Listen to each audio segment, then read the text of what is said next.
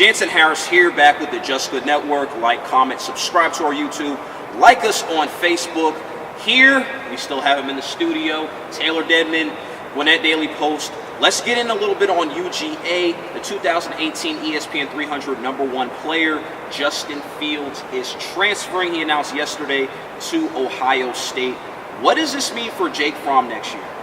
I think it means more the same for Jake Fromm. I think it means his job is intact. To be honest, I really kind of thought that this year Fields would kind of compete for Fromm for that job. I know it's hard to believe when he took him to a national championship last year, or helped them on that way. Obviously, they had some great guys on defense last year, or 2017 rather. But I think Jake Fromm, I don't know if we know what his ceiling is. I think we know that he has a very high floor. He's very consistent.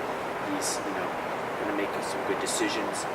Not the most athletic of guys, but as we saw in the Rose Bowl last year, he'll throw a block for you if he has to. He'll do what he has to do to make his team win. He's a classic heart and soul football player, and that's maybe like a cliche sort of thing to say, but I think we know what we're getting from Fromm. The question is, what are we missing in Fields? And I think everyone thought that he had this super high ceiling. He's a great athlete, a guy in the vein of I think you could comp him to what Deshaun Watson was in his high school career, even though he didn't put up the numbers Watson had in high school. As a senior, he was injured a lot of the time, and had a great junior season, but didn't put up the numbers like the guys like Trevor Lawrence or Deshaun Watson did, guys who came from Georgia and went on to do great things in college. So it'll be interesting to see what he does a couple years down the line at Ohio State. Even a guy like Jacob Eason, I'm interested to see at Washington and how he performs. It was such a quick turnaround, just people latching onto Jake Fromm like this, and UGA had some good quarterbacks in the mix there, so it'll be interesting to see where the future goes for those guys who left. Now, personally, it seems like it's a new trend right now with college quarterbacks transferring when they don't win the job. Do you think this is bad for college football?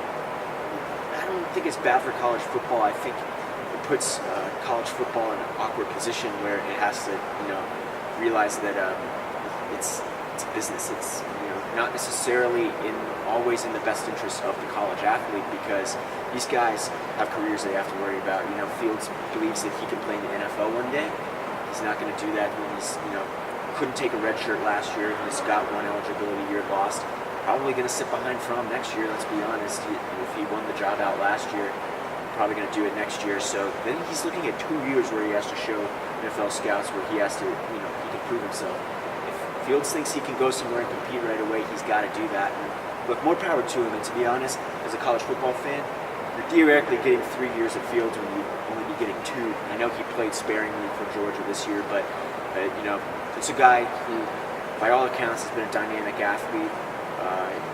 As a high school player, he earned that #1 ranking as a dual threat quarterback, and I think that you want to be able to see him play as much as possible. So, hey, let him go. We'll see him at Ohio State. Hopefully, Georgia plays him in a bowl one day or a college football playoff game. I would love to see that. Jake Fromm against Justin Fields.